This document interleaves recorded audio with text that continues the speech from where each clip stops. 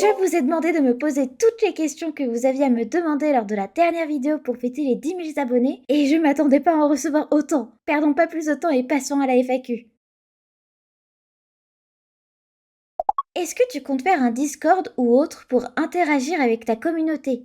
Le Discord a ouvert ses portes il y a pas longtemps, le lien pour John est dans la description.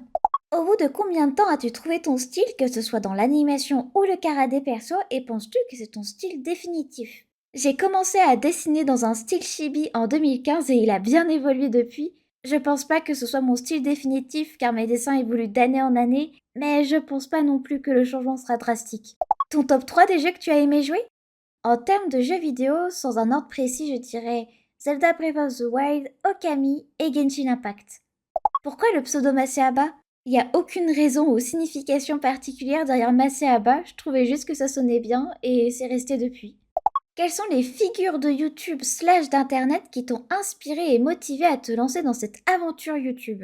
J'ai connu les Animation Storytime sur le YouTube anglais en premier avec Dayden Animations, Cypher10, Shkur, Let Me Explain Studios, Didus et Mary Chu, Illimation, Darmix, Stab, Something Else YT, et j'ai connu que plus tard sur le YouTube français avec Deotoons, Lele et plus récemment il y a Souvenir de Maël et Colasbim. Quel est ton plus grand rêve?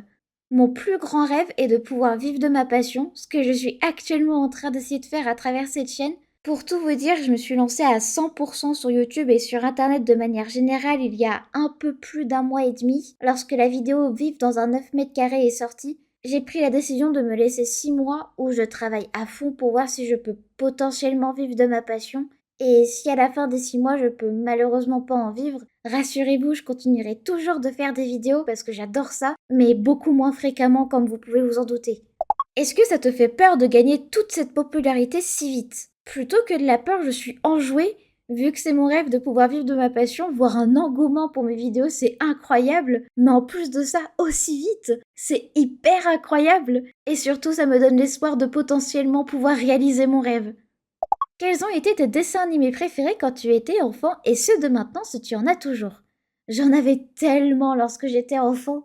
Il y a Père Castor, Clifford le gros chien rouge, Marsupilami, les zinzins de l'espace, Oggy et les cafards, Toupou, les rats, et j'en passe des milliers des cents. Et pour ceux de maintenant, j'en ai que deux qui me viennent en tête, c'est Les Simpsons et Gumball.